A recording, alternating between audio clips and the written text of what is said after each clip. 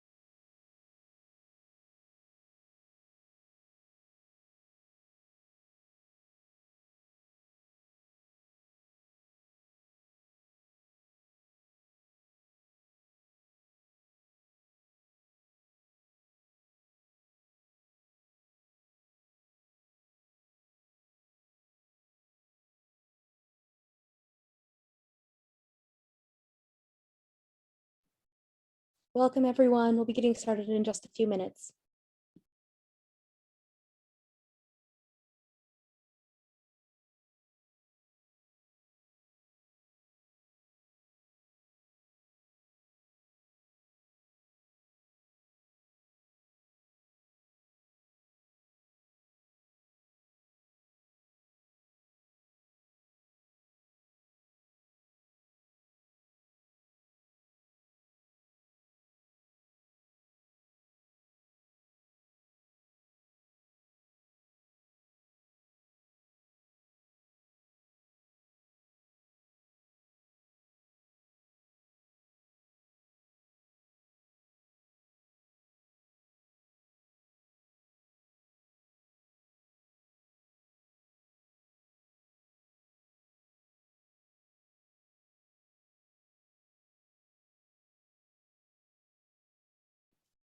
Welcome, everyone. We'll be getting started soon.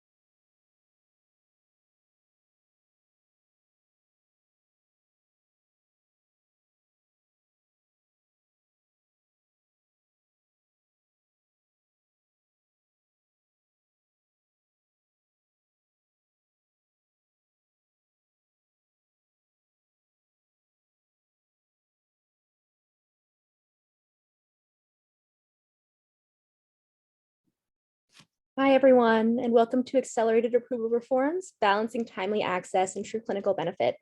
My name is Ellen Pill. I'm a medical student at Johns Hopkins and a member of the Doctors for America FDA Task Force. Before we get started, I wanted to take a quick minute to invite you to officially join Doctors for America. Being a DFA member today means taking the important and simple step of selecting a membership level and paying your annual membership dues to support DFA's organizational sustainability. There are 6 different levels to choose from. A DFA team member will put the link to join in the chat. We will be live streaming to Facebook Live and making a recording and all materials available afterwards. A few quick ground rules for this educational session. First, there is no such thing as a stupid question. Second, speaking of questions, please remember to use the Q&A feature. We will address your questions during the second half of our session. And also, look out for comments in the chat. DFA staff will be sharing helpful links during the session. Today's topic of discussion is on accelerated approval. For 20 years, FDA has been using the accelerated approval pathway to expedite review of new drugs for patients. Under this pathway, manufacturers can receive faster approval when a drug is based on a surrogate marker thought to be predictive of clinical benefit. Such a surrogate endpoint can be a blood test or change in imaging that serves as a more simple proxy measure for a meaningful clinical outcome. In return for earlier market entry of drugs, manufacturers are required to complete post-approval studies to confirm that the drug does indeed have clinical benefit. However, as we'll hear more about today, FDA has not made sure that the pharmaceutical industry has upheld its end of this bargain. Almost half the drugs approved through this pathway are yet to be confirmed to have clinical benefit, and a significant portion have been on the market for 5 or more years. Manufacturers have often also failed to initiate or delayed these confirmatory studies, which leaves the drugs on the market with continued uncertainty of whether they actually work for patients. Even when these trials are completed, but fail to show clinical benefit, FDA has not withdrawn them from the market. The recent controversial approval of aducanumab, or Aduhelm, for Alzheimer's disease through this pathway, based on an unproven surrogate endpoint, has led to FDA and policymaker calls for reform to the pathway to reset the balance between timely access for patients and assurance that these potentially promising treatments are truly safe and effective. Today, we will hear from 2 expert speakers about this pathway and continued concerns about how it has been implemented and proposals for reform. Our first speaker is Holly Fernandez Lynch, who is an assistant professor of medical ethics and law at the University of Pennsylvania. Her scholarship focuses on clinical research ethics and regulation, priority setting and research, access to investigational medicines outside clinical trials, FDA pharmaceutical policy, and the ethics of gatekeeping in healthcare. Our second speaker is Dr. Joseph S. Ross, who is a professor of medicine and of public health at the Yale School of Medicine. With expertise in health services and outcomes research and the translation of clinical research into practice, his research examines the use and delivery of higher quality care and issues related to pharmaceutical and medical device regulation, evidence development, post-market surveillance, and clinical adoption. Thank you so much for joining us today. Holly? Okay, great. Well, thank you for having us. Let me go ahead and get my slides shared. Is that working? Okay, great. Well, so, as Ellen kind of laid out the map today of what we want to talk about, accelerated approval is the core, right? And I'm going to be giving you some background information about how we got to where we are today with accelerated approval, where the pathway came from, and how it compares to traditional marketing approval. And then I'll give you a preview of some of the leading legislative proposals for reform before passing things on to Joe. So this is just a quick and very overly simplified timeline of key FDA drug legislation. And so if you look back over, more than a century, back to the early 1900s, all that was required for pharmaceutical products was that they not be adulterated or misbranded, right? If they were being marketed in interstate commerce, that was all that was expected of them. There was no requirement for pre-market approval, no requirement to demonstrate that the drugs were safe and effective. And in the course of some tragic circumstances, Congress gave what became the Food and Drug Administration additional authorities. So in 1938, we have a new requirement that manufacturers have to demonstrate that their drugs are in fact safe for the indicated use, and they have to notify FDA in advance that they plan to put a product on the market. And then in 1962, we get a new requirement for a demonstration of efficacy in addition to that safety requirement. And we move to a required pre-market approval, right? So you have to wait for FDA to give you the green light after you submit your evidence of safety and efficacy. Now, we've had a lot more legislation in addition to these 3 pieces, but that kind of gets you the very basic foundation. And what I want you to understand is that as we add additional requirements on manufacturers before their drugs will be allowed on the market, we have the benefit of increased certainty, right? Confidence that these drugs are good drugs that are appropriate to prescribe to patients and that patients should want to use and feel comfortable using. But whenever we're adding heightened standards, we're adding burdens on companies to do additional trials and to develop additional data, right? So those things are good, right? It's a good thing for patients to have that information, but inevitably it will take more time to demonstrate that your drug is safe and effective than it would to simply just make sure that you're avoiding, adulteration or misbranding. Now, the response to these more stringent requirements over time has been looking for alternative access pathways, because there are always going to be some patients who have, horrific diseases with no good treatment options, and will, argue forcefully and appropriately that they don't have time to wait, that they have a heightened tolerance for risk and uncertainty, and so could they have access to drugs earlier or on a different standard for authorization. And so, for example, we're not going to talk about it much today, but there is a pathway called expanded access, which allows patients with serious and life-threatening diseases and conditions to access unapproved drugs outside the context of a clinical trial. And then our focus today is on this accelerated approval pathway, which Ellen already told you a little bit about, right? So we can, just kind of think about our two different pathways: pre-approval access or weakened evidentiary criteria in the post-approval space. Now, both of those pathways were substantially influenced by the AIDS activists in the late 80s and early 90s. You see here an image of AIDS activists taking over the FDA, arguing that FDA standards were killing them by preventing them from accessing promising interventions. And, they were facing at the time a truly deadly disease without good treatment options. Now, at the time, FDA's statutory remit was very protectionist, right? The idea was to keep people safe from dangerous and ineffective products. That is still FDA's mandate, but the AIDS activists pushed the agency and ultimately Congress to move to give FDA attention to the other side of the equation too, not only protection, but also promotion of access to potentially effective and proven effective treatments. Now, even as the AIDS activists were pushing for change in FDA and FDA's approval standards, there was a schism within the community where some AIDS activists were pushing for drugs in bodies, right? Now, remember I said that there's this heightened tolerance for risk and uncertainty. I'm going to die. Let me try things that could potentially be helpful to me. And then on the other side of that were AIDS activists who recognized that a freedom of therapeutic choice wasn't worth much if you weren't sure which drugs would ultimately be beneficial, right? So this tension between drugs in bodies versus drugs that work, that we know work in bodies. So to take a step back, it's really important, if we're going to talk about accelerated approval, to understand what the traditional FDA marketing approval standards are.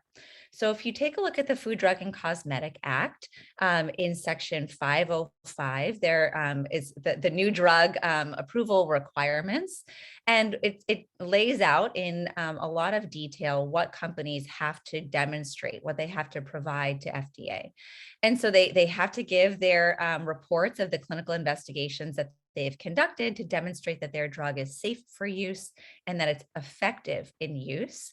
And you might imagine that there would be a list of statutory criteria that if FDA finds all of these things are true, then it will issue approval. It's actually the reverse of that in the statute. The way it's worded is that there's a list of grounds for refusing to approve a new drug application. So among others, right, the core reasons to refuse an application is that the company has not provided sufficient information to demonstrate that the drug is safe for use under its labeled conditions, or that the results show that it is unsafe. Okay, so that's the safety side of the equation.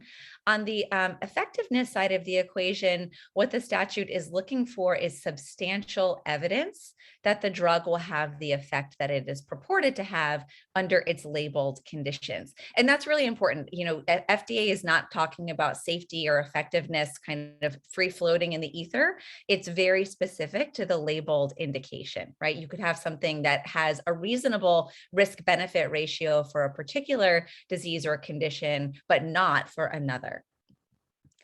Now, the statute also defines what substantial evidence means. It's evidence consisting of adequate and well-controlled investigations on the basis of which experts could conclude that the drug will have its purported effect. Okay, so within that definition, we see a reference both to quality and quantity of evidence. And then outside of the statute, if you look in the regulations and guidance, there's a lot more specific detail about what it means for an investigation to be adequate and well controlled. So for example, is it randomized? Is there a placebo control group? What kind of endpoints are appropriate? What kind of statistical methods should be used? Now, on the quantity side, right, notice that under substantial evidence, the definition referred to investigations, plural, right? So traditionally, that has been interpreted to mean at least 2 adequate and well-controlled investigations, although Congress gave FDA a couple of decades ago the authority to accept 1 adequate and well-controlled investigation in addition to confirmatory evidence. And FDA has also been willing to accept 1 statistically very persuasive study. Now, on the data quality side, right, we always have to meet the substantial evidence standard for approval. But in guidance, FDA has acknowledged that for some diseases and conditions, they're recognizing that heightened risk tolerance. Okay. And so they say, if we have to weigh the balance of different types of errors, right, it would be an error to approve a drug that is not effective, but it would also be an error to fail to approve a drug that's promising and could be effective. Okay, and so it acknowledges that the quality of evidence that it will accept might be reduced for certain life-threatening diseases with unmet treatment needs. And that's where accelerated approval comes in. So if we think about traditional approval, the way you're demonstrating substantial evidence is that you are proving that your drug works on the basis of evaluating clinical endpoints. And the shorthand for that, right, are things that are a direct measure of how the patient feels, functions, or survives. Does the drug allow them to live longer? Does the drug resolve their symptoms for a meaningful period of time?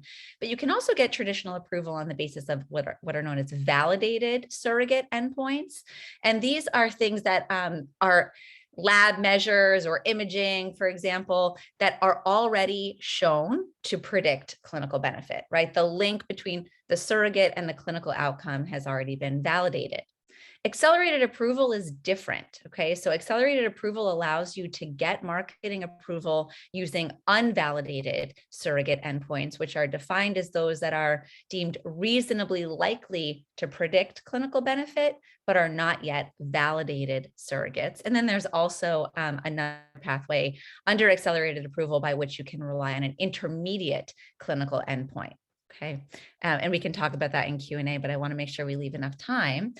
So, under accelerated approval, right, what you're looking for is a different endpoint than you would use for traditional approval. But the accelerated approval pathway is only available for a drug to treat a serious or life-threatening disease or condition that offers a meaningful therapeutic benefit over what's already available on the market. Or if there's no available treatment, then that would also be a drug that would be eligible for accelerated approval. And as Ellen mentioned, the key is that you can use these weaker endpoints, but then as the sponsor, you'll be required to conduct post-approval trials to verify that predicted benefit. And FDA has the authority to withdraw the accelerated approval for a variety of statutorily defined reasons, right? So if the trial fails to verify benefit, if there's other evidence that demonstrates that the drug is not in fact safe or effective, or the sponsor fails to conduct the trial with due diligence. But there is nothing in the statute at present that puts an expiration date on the accelerated approval or demands automatic withdrawal of approval. It's something that's left to FDA's discretion. So we have this intended compromise, right? You will get access to drugs early and we will get the evidence later. That's how this is supposed to work in theory. Now, what you see in the bar graph here are the uses of accelerated approval over time. So at the very beginning in 1992, it's used for HIV, then cancer drugs become most predominant. So if you look in 2020, it's almost entirely cancer drugs that are using the accelerated approval pathway. But we've also seen movement in the context of rare disease, and then now novel large markets in the context of Aduhelm for Alzheimer's disease. And I'm happy to go into more detail about Aduhelm during the Q&A. But in both of the examples that you see on the screen, Exondys 51 and Aduhelm, you had the use of accelerated approval on the basis of a very controversial surrogate endpoint, disagreement within the FDA reviewers, disagreement, with approval from those who are sitting on the FDA advisory committees, and so this is not a pathway that is without controversy, which we will spend quite a bit of time talking about. Now, remember, I had mentioned that schism within the HIV advocates community, and they were quite prescient. Those who were worried about accelerated approval back when it first came on the scene expressed concerns that we might actually be making those who suffer from serious and life-threatening conditions with unmet treatment needs suffer more, because they would then be only getting drugs that were held to an inappropriately low standard of evidence, right? So those patient populations would not have knowledge to know which drugs they ought to be interested in trying. And they also worried at the time, arguing that we can't depend on drug companies after approval to produce that information that's so critical in making these treatment decisions. Now, fast forward to today, we have a lot of empirical evidence that Joe will go into more detail about, that there's a delay in getting these confirmatory trials done. Those trials often lack good, rigorous design characteristics. And FDA has often failed to use its authority to be able to pull drugs off the market when sponsors are not getting those studies done quickly enough, and even allowing drugs to stay on the market when the confirmatory trials fail to demonstrate benefit. So very briefly before I close, I want to flag a couple of the legislative proposals. Now, Aduhelm seems to really have shaken things loose within broader attention to the accelerated approval pathway. So these are reform proposals that I think are a direct response to the controversy surrounding Aduhelm. We have a Democratic bill sponsored by Pallone, and as well as a Republican bill sponsored by Rogers, both in the House. And so what the Democratic bill proposes is to first have the FDA and sponsor agree to what the confirmatory trials are going to look like before the accelerated approval is granted, as well as giving FDA the discretion to require those confirmatory studies to already be started before the accelerated approval is granted. There's also a proposal to require progress reports between the company and FDA every few months. Things are moving along with due diligence, right? So all of those proposals are intended to get these studies done quickly, which has been a problem to date. And then there's a proposal for strengthened authority for FDA to be able to pull the accelerated approval products off the market if they fail to meet their enrollment targets, for example, or if they fail to meet milestones for their confirmatory trials. And then another key proposal on the Democratic bill would be an automatic expiration date. So either within 1 year of the target completion date of the confirmatory trial, or no longer than 5 years post-approval, right? So you wouldn't have these accelerated approvals kind of dangling for a very, very long time without confirmatory evidence. Now, the Republican bill is much weaker, in my opinion, right? So basically it requires, or would require, a plan to plan, right? So it would be a plan between FDA and the sponsor to somehow reach agreement on what the design and milestones will be for the confirmatory trial. It would put pressure on FDA to turn around the protocols for confirmatory studies quickly. And then it would also potentially push FDA to rely on novel trial designs and potentially real world evidence to confirm benefit, which Joe will talk a little bit more about. There are a few other reform ideas that have been proposed in the literature to improve the quality of the surrogate endpoints that could support accelerated approval, to figure out ways to make those post-market trials more attractive to patients who would need to enroll in those studies.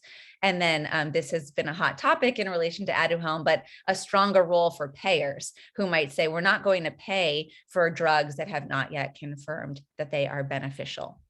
And the last thing that I want to mention is, although we have seen some pushback on the accelerated approval pathway in the context of the Aduhelm controversy, there has also been some kind of doubling down, saying, look, accelerated approval is not even, moving things fast enough for patients. So for example, patients in the ALS community many of them have rallied behind a proposal called the Promising Pathways Act, which has some similarities to accelerated approval.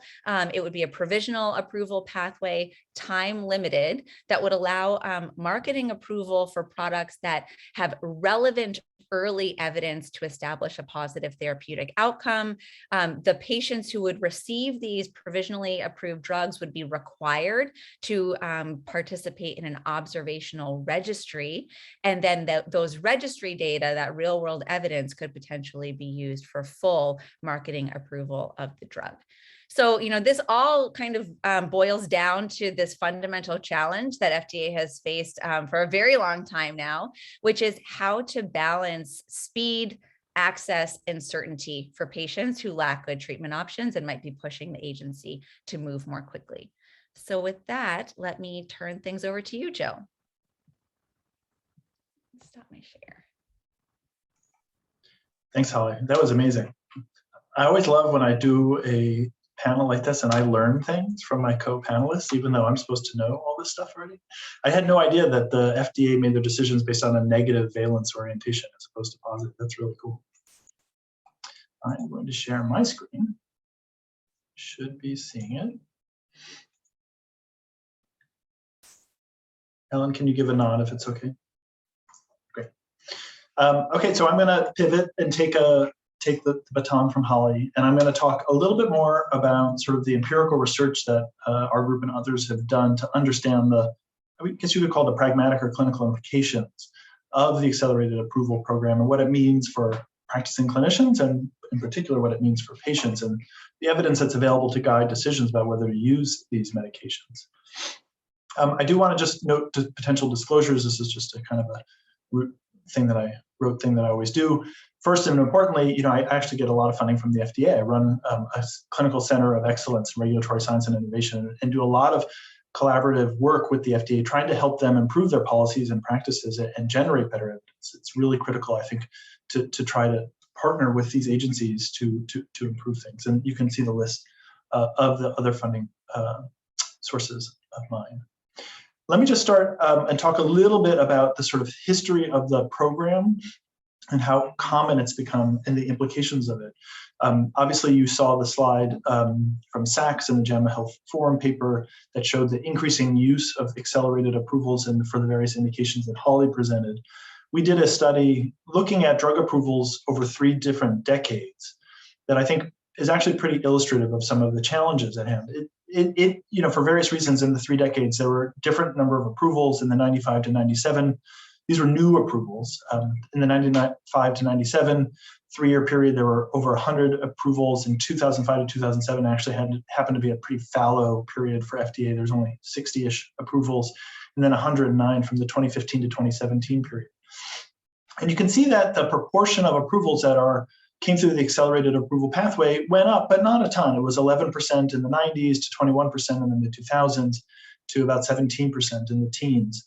But I do want to show you what that meant in terms of the evidence, because you can see how the standard, even though they all came through the same pathway, changed. So first, when you look at the proportion of accelerated approvals for which 2 or more pivotal trials were submitted, even in the mid-90s, it was 75%. So while accelerated approval was allowing approval on the basis of surrogate markers, they were still requiring 2 or more trials, whereas that drops to about 30% by the mid-teens. When you look at single-arm trials only, you see that rises exponentially from 8% to 70%. Obviously, they are almost all relying entirely on surrogate markers. That actually was only 83% in the 90s. It's 100% in the most recent period. The median size of the trial goes way down from about 750 patients to less than 200. And the proportion of approvals that had at least 1 trial of 12 months duration goes up. So they're a little bit longer. So maybe the information we're getting from these smaller trials is better. but you can see how, the evidentiary uncertainty has actually risen dramatically over this 3-decade period. Before the controversy of accelerated approval came to a head, to their credit, the Oncology Center of Excellence actually did a review of the entire FDA accelerated approval program for hematology oncology drugs and published it in JEM Oncology. And I still remember when Commissioner Gottlieb at the time tweeted out this paper, congratulating the FDA on all the great work that they're doing and how this represents the success of the accelerated approval program. Over this time period, there had been 64 drugs approved for about 93 indications. And half of these accelerated approvals, 55%, had verified their clinical benefit and converted to regular approval. And it took about 3.5 years for that to happen. But of note, when you look at the endpoints of the confirmatory trials that were used to verify benefit, 40% were using either progression-free survival or time to tumor progression, and 26% were using variations of response rate. Only 30% actually confirmed the benefit of the drug using observed survival, which is considered the sort of most important kind of core clinical outcome in the oncology space, perhaps only second only to quality of life. And so here you're seeing FDA kind of patting themselves on the back for a pathway that confirms benefit with another trial based on a surrogate marker. Over this entire time period, 5% had been withdrawn from the market based on clinical benefit not being proven. And 40% at that time when they published the paper had not yet completed trials or verified benefit. And it had been about an average of 3-ish years, if I'm remembering correctly. But, I'm not sure that I would have been as applauding with this evidence. To me, it showed that there were actually important shortcomings that needed to be addressed. We did a study that's kind of slightly confused things because what we wanted to understand is how long does it take when the FDA imposes a post-marketing requirement on a product as a condition of approval? How long does it take for those studies to be done? I should note that what we did is we looked at all the drugs that had been approved over a 4-year period from 2009 to 2012, and this was led by an incredible meta-epidemiologist at Yale named Josh Wallach. What we identified in these approvals is that there were 437 post-marketing requirements associated with just over 100 approvals.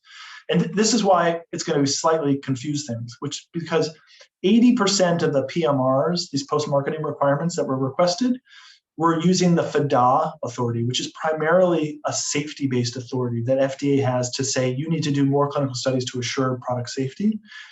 Actually, only 3% were using the accelerated approval authority. But what we did find of all these post-marketing requirements, 30% were for clinical studies, and that includes all of the accelerated approval studies. And 3/4 of those studies have been registered on clinicaltrials.gov. And this is really something just to point out because they are required by law to register 100% of these trials on clinicaltrials.gov. And of these, only half had been completed. 3/4 of the ones that had been completed had published or reported the results, but it took a long time. And this graph shows, and it's no better when you just focus on the limited number of accelerated approvals, just how long it takes after approval for these trials to be completed and disseminate the results. You can see month 12, month 24, month 36, not until like month 48, 4 years after that, even 10% of these requirements are satisfied and the clinical study is done. And you only reach 50%, almost 8-9 years after. So again, just very slow completion of these trials.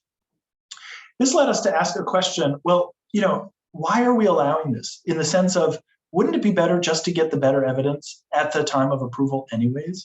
How much time are we really saving by allowing these products to come to market on the basis of this more limited evidence? So this is a study, again, led by Josh Wallach that we did, where what we did is for the period from 2009 to 2018, we identified all the approved drugs, there were 41, for 45 clinical indications that came through the accelerated approval pathway. And we first calculated the median pivotal trial duration. How long was the endpoint ascertainment? So we didn't look at it. I'm not reporting how long it took them to do the trial. I'm looking at how long did they follow the patients, because you have to assume that the legwork to start a trial is really no different whether it's a pivotal trial, pre-market, or a post-market trial. In fact, you could argue that the recruitment into a post-market trial is even harder and more difficult. So the actual duration over which they followed patients during the pivotal trial period was 10 months. It's not very long. And as you know, that aligns with what I showed you in terms of having at least the proportion of studies that had at least one trial, a proportion of approvals that had at least one trial that was a year or longer. But the median post-approval trial duration was not much longer. It was only 17 months. So wouldn't it have been better at the outset to wait 7 more months and get the quote unquote better evidence that was going to be required of the companies coming down the pike? And this was consistent regardless of whether the post-approval trials were required to be new, to get started anew after approval, or were ongoing at the time of approval, or even whether the trials used clinical endpoints as opposed to surrogate markers. There was still this sort of consistent sort of half a year difference. And in fact, we did look at the actual trial duration from trial registration to completion. And when you look at that, the differences disappear, again, because probably it's more difficult and takes longer to run a trial after approval than pre-approval. So you could actually just have done the original study and we would be much better off. And these approvals are not without cost consequences. We have a paper that's due to come out in JAMA Health Forum in the next couple of weeks, where we looked at from all the approvals for 38 new drugs for 42 clinical indications from 2012 to 2017 via the accelerated approval pathway. And we characterized the amount of spending CMS, Medicare, and Medicaid spent on these new therapeutics. This is not necessarily complete. This comes from the CMS spending dashboard. It doesn't include Medicare or Medicaid beneficiaries who are covered through commercial plans. And it certainly doesn't include the broader population of patients who are covered by private insurance at baseline. But the median amount per drug was about $330 million, but with a very wide range. And what I want to point out is that how much spending, I think appropriately, increased following conversion. Once it went from the quote unquote accelerated approval pathway to the regular approval pathway, once that better evidence came down the pike, spending kind of quadrupled over the period of observation. And that is actually kind of a really strong argument to the company saying, why don't you just do the better trial and to bring your product to market? Because you clearly, obviously there's always some rollout, there's always some delays in adoption, but this is clearly demonstrating that the clinical community responded to the conversion evidence by prescribing more, and thus CMS spent more. However, even after this, still only about a quarter of the conversions were supported by confirmatory trials that evaluated clinical outcomes as primary endpoints. So most of these conversions, 3/4 of these conversions, were supported by trials using surrogate endpoints, very consistent with that Beaver JAMA Oncology paper I showed you. And that, so that means 60% of spending is on the basis, is for products that have been approved and then converted to traditional approval on the basis of this less certain evidence. More and more investigators like me and my colleague have written about this, raising concerns about that, and this has led actually the FDA to kind of try to get out, I would say, in front of the issue. And this was before Aduhelm kind of took center stage.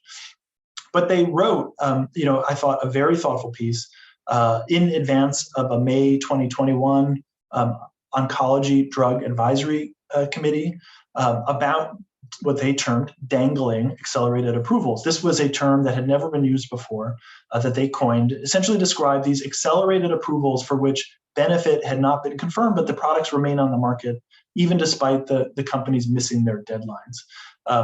And it's very interesting. This was written in advance of this meeting to try to, I think, put pressure on the companies and put pressure on the advisory committee to say, we have to hold these companies' feet to the fire. So, at this meeting, which is really focused on the PD-1 and PD-L1 inhibitor approvals, there have been about 6 drugs approved, but for more than 75 indications over the last few years. Like, these drugs have kind of spread like wildfire. But there were still despite this, 10 dangling indication approvals, 9 which had been approved on the basis of single-arm trials using endpoints of either response rate or duration. And the response rate was about 10 to 20% compared to historical control. So it looked better, right? But it wasn't a slam dunk. There was an absence of other available therapies. And so FDA made the decision to approve the product and require a confirmatory trial. And of these, and it really focused on these 4 medications you're going to hear the names of, but 4 were withdrawn by their sponsors prior to the meeting. Either they reviewed the evidence and felt like it wasn't going to stand up to scrutiny, or they decided simply it wasn't worth the cost of actually doing the trial in terms of what they were making on the market. So I do not use these drugs regularly. I'm a primary care physician, so please excuse me. I'm not even going to try to name them. I'll just call atezolizumab and durvalumab for urethral cancer, nivolumab and pembrolizumab were for metastatic lung cancer, were both withdrawn. But then at the advisory committee meeting, 6 of these other indications were discussed, these dangling approvals. And actually the advisory committee voted pretty strongly to leave them on the market for 5 other indications, despite there not being evidence to confirm benefit, despite the companies not having made any strong effort to complete the trials. And they're just, the only one, the nivolumab for liver cancer, was voted to be withdrawn. So you can see that this is kind of a system that's not working. The FDA would like these products to be withdrawn because the companies are not being compliant with the rules and regs. But even the clinical community and other experts who are sitting on the advisory committee are still saying, well, it's not like there's any available alternatives, and at least we understand the safety of these drugs. But just to say, these are among the most expensive medications that are available to patients, and financial toxicity is a huge problem for patients and for the healthcare system in general. So you would think that we should be able to generate evidence that proves that these work if we make sure that they're going to be worth the cost. Actually, right today, I thought this was kind of timely. There is a meeting, another ODAC, Oncology Drug Advisory Committee, to discuss the PI3K approvals, which there are 6 of them, 4 of which were accelerated, came through the accelerated approval pathway, all to treat hematologic malignancies. And actually, this meeting was called by FDA because there were persistent concerns about worse overall survival in the randomized controlled trials. All of the regular approvals were based on progression-free survival or response rate. Those that were approved on the basis of progression-free survival, the observed survival data had not been mature. And also, they convened the meeting because of concerns about high levels of toxicity. If you look at the advisory committee meeting materials that were circulated yesterday, you can look at the status of the 4 confirmatory trials, or the confirmatory trials for the 4 accelerated approvals. Well, 1, required post-marketing trial, slow accrual to trial, it's still not done. 2nd, required post-marketing trial, RCT never initiated for commercial reasons. Again, they felt there was not going to be, it wasn't worth the spending. Here, the Chronos 3 RCT, they find a benefit on the basis of progression-free survival. But again, the interim observed survival does not show any benefit. It's a trend towards benefit, but the 95% confidence interval is wide. But again, we still don't have evidence of benefit several years now after approval. And then the last one, the Unity CLL, this was an approval from 2021, sorry. So, they get a little bit of a break. It hasn't been that long, but still, the progression-free survival hazard ratio shows benefit, but the interim hazard ratio for observed survival actually shows harm. Patients are doing worse. What you'll see throughout meeting material minutes, and probably is being discussed right now, is more and more people saying, look, these trials are hard to do, they're difficult to recruit for, they're difficult to enroll. What we need to do is real world evidence. And I am here to tell you that, real world evidence is not the panacea that the tagline and that as being made out to be. I do a lot of work with health system data and other claims data, trying to understand medical product evaluation. That's sort of the bread and butter of what I do for FDA.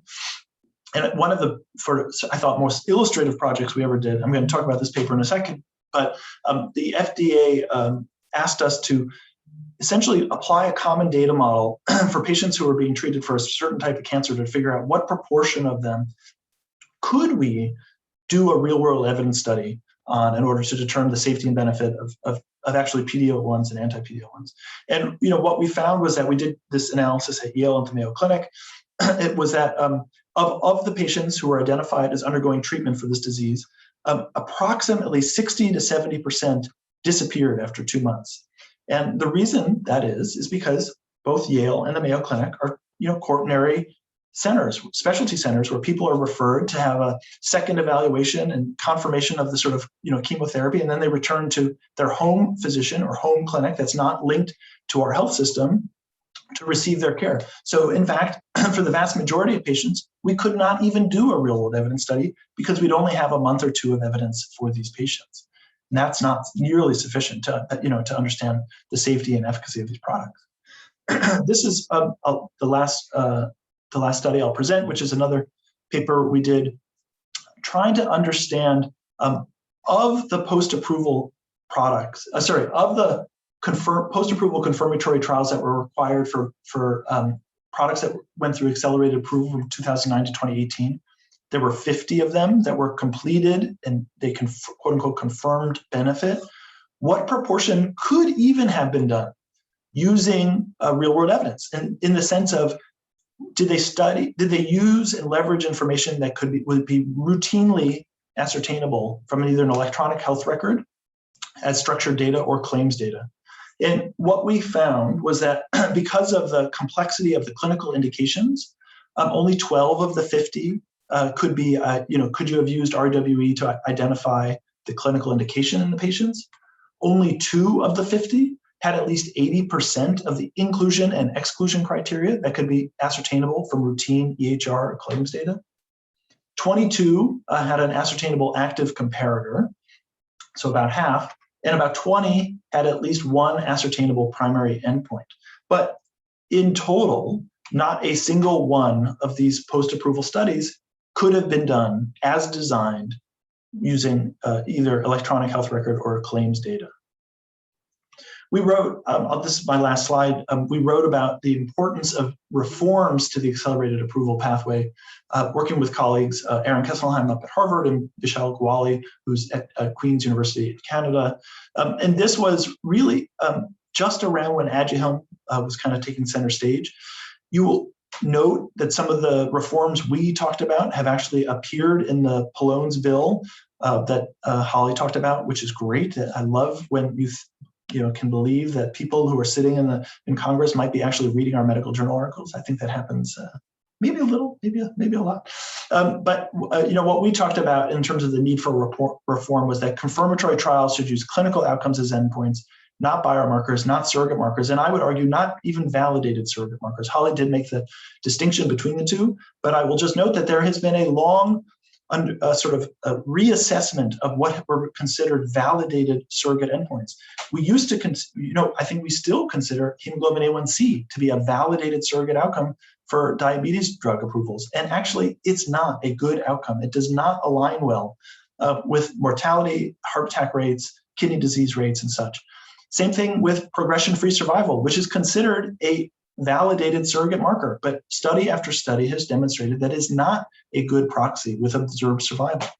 And so we're missing something when we're allowing these products to come through, quote unquote, on the basis of validated surrogate markers.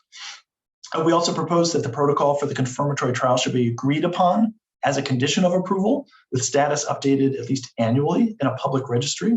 I liked that the Bloom bill said actually every 3 months, but I do want to make sure that that information is made public. That's how the companies and the sponsors are going to be held accountable. FDA withdrawal should be automatic. We should not have to convene an advisory committee or rely on the voluntary action of a sponsor if the confirmatory trial is negative or does not meet some statutory deadline. And I would like for us to find ways to minimize spending on these products until benefit is confirmed. I think that is a good market incentive to incentivize the sponsors of these products to ensure that the best evidence is generated at the time of approval, which I think is in the best interest of patients. So I will stop there and turn it back to you, Ellen. Thank you for having me. Great. Thank you both so much for your presentations. We'll now move on to the question and answer portion of the event. If you have questions for our panelists, you can go and ahead and ask them through our Q&A feature. So the first question that we have is, how does the US FDA compare overall to other developed countries? And is the problem of undervetting confined to the accelerated approval pathway, or trials in general?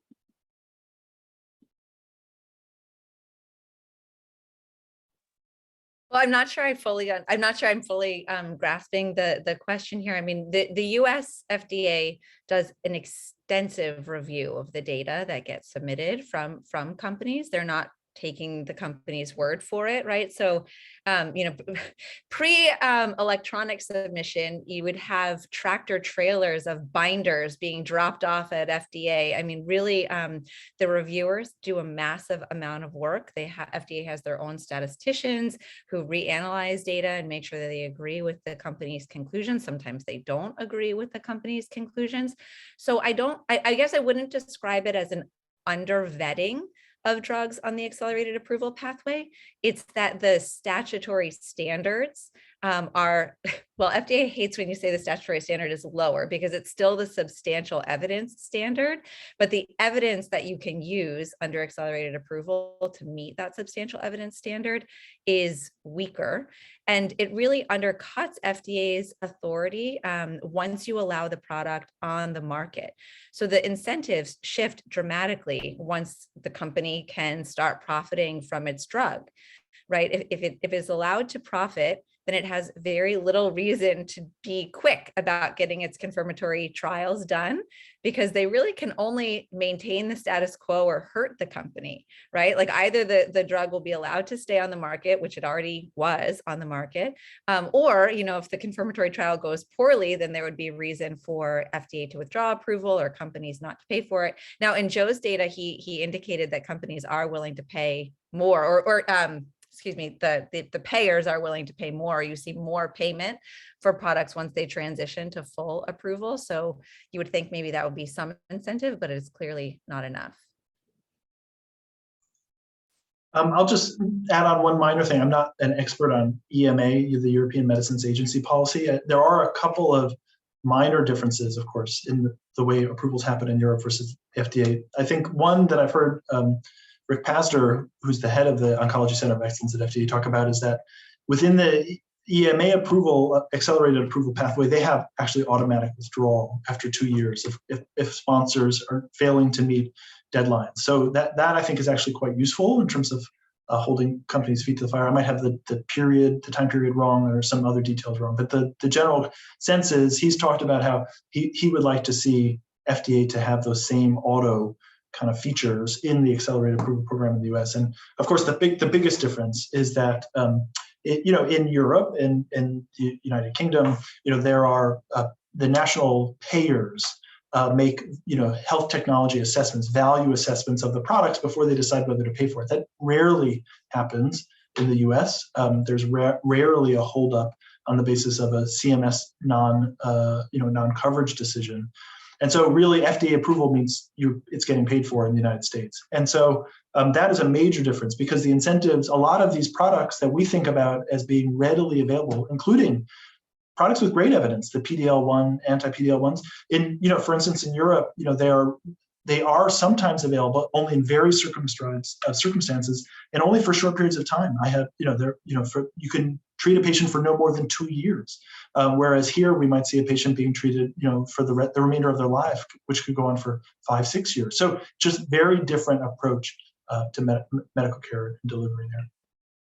Ellen, can I just add one other quick thing? So the conditional approval in Europe, they do have an expiration date, but my understanding is they can be renewed over and over again. And so that creates a challenge, right? Even in Pallone's bill, right, it says, 5 years will be the most, unless FDA decides that there's enough progress. And so there's still this loophole. And the concern is that if you give FDA discretion, it's not that FDA doesn't want to pull products off the market that don't work, but they face a lot of pressure from Congress and from patient advocacy organizations and those who believe that the drug is working or still has promise, sometimes despite what the trial evidence is showing. And so it's difficult to put the genie back in the bottle, right? Once the drug is on the market. Thank you both. That's really helpful and important to bring up that loophole as well, Holly. I think that's really important to recognize about Pallone's bill. This question, Holly, you're welcome to jump in, but I'd really love to hear your perspective on it, Dr. Ross. How can we translate this information into our daily clinical encounters? Well, that's great, and please call me Joe. I have long advocated for providing, within the confines of the system in which we practice, providing better information to patients at the time that we're making that initial prescribing decision. There is the assumption, particularly in oncology care, that everyone will want everything done. And my experience, though, is that patients want to have a sense of, what it means to undergo these treatments. Many of these treatments have extreme and poor tolerability. They're extremely toxic and have poor tolerability.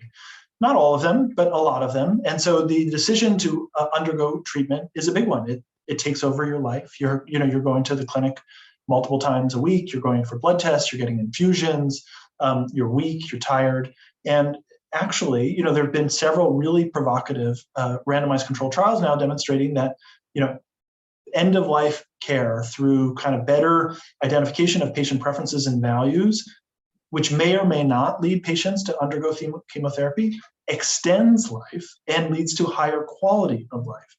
And so, I think that at the point of care, people have to be honest about, what does the evidence show? It's not, new drug A was approved, I think you should get it. It's, new drug A just came to market on the basis of a single arm trial of 100 people.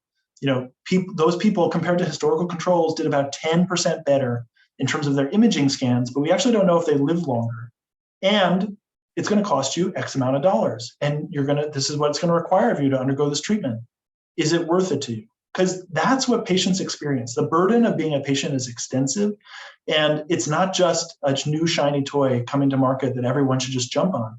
It's complicated. It needs to be a patient-centered decision, and so that's what I try to do. Now, I'm a primary care physician. Those decisions are a little bit trickier, and they're not a sort of life and death about deciding whether to start a statin or which diabetes drug to start or which antihypertensive to start. But all of that, the way you sort of organize that conversation matters in terms of likelihood of benefit, likelihood of harm, how long you have to take it in order to achieve benefit, and so on. The only thing I'll flag too is in the Pallone bill, there is an effort to improve labeling around accelerated approval to indicate, what the remaining uncertainties are and, what were the endpoints used for accelerated approval in the first instance. It's not like patients are themselves reading the long package inserts, but it could help, I think, clinicians have a better sense about these drugs are not the same as those that are approved under the traditional pathway. Great, thank you. And Holly, another question for you from our audience. Should expanded access be a requirement for all accelerated approval drugs? Since there's conflation of access with approval, and there's not really an incentive to do a confirmatory study once the drug has been approved. So essentially the question is, why not make expanded access a requirement for any drug that's going through the accelerated approval pathway? Right. So as I kind of insinuated towards the beginning of my part of the talk, there are different ways that you could get patients who lack good treatment options access to things that might be beneficial to them. You could lower, approval standards, or you could figure out ways to get them the drug pre-approval. So the expanded access pathway has existed for several decades now. It doesn't get as much use as one might imagine. And there are a lot of reasons why. Companies are not required to provide expanded access. They are permitted to charge the direct costs of making the drug available, but they often don't, because insurers are not going to pay for it. Most patients wouldn't be able to pay for things out of pocket. Companies often don't want to disclose their direct costs. So there's some barriers in that regard. There might be manufacturing challenges, right? If you haven't yet got your product approved, you might not have ramped up manufacturing. There are a few red herring concerns around potential liability if patients are injured, or concerns that FDA might hold up the approval of a drug if something goes poorly for a patient in expanded access. FDA has addressed that that concern, and they basically say, we can tell the difference. We don't hold it against the company. So I have advocated for expanded access, but we have to remember that in this country, we have drugs that are developed in a commercial setting, right? These are businesses that are not in the business of providing their drugs for free. And so they have, I think, often a legitimate reason to refuse to provide widespread expanded access. It's an open question how much expanded access would be appropriate. And I know we're running out of time. Very briefly, I will mention that there was a bill that was passed in December in the ALS context that would use federal grant money to pay for expanded access research, which is a little bit of an oxymoron because expanded access is supposed to be treatment use of these investigational drugs. But the idea is that you would make expanded access available for patients living with ALS. And then once they received expanded access, you would use the grant money to collect real world evidence about those patients, with the idea being that, well, if it's federal money that's being used, that would encourage more expanded access. But the potential concerns, as Joe raised, are, what's the quality of that real world evidence ultimately going to be? Thank you so much. So I would like to close today's event by thanking both Ms. Fernandez, Lynch, and Dr. Ross for the great conversation and thought-provoking discussion. We're so grateful that you were able to join us. I also wanted to share a couple of quick reminders. This event will be available for viewing later on Dr. for America's YouTube channel. Following this event, you will receive an email with action items, including opportunities for Doctors for America members to engage with their legislators in the House and Senate on accelerated approval reforms. Please be on the lookout for this. Please take 2 minutes to complete our survey so we learn more from you about what went well and what sessions you might like to see in the future. You'll find the survey link in the chat. Thank you for being here and for all you do on behalf of patients. We hope you'll become an official DFA member today and take a look at the benefits of membership on DFA's website. The #1 reason doctors, medical students, and health advocates join DFA is to be with like-minded people that share the same values and priorities. This is your tribe. Please remember to follow us on Twitter, LinkedIn, and Facebook to stay up to date with all DFA programs, events, and ways to get engaged. Thank you for attending and have a great rest of your day.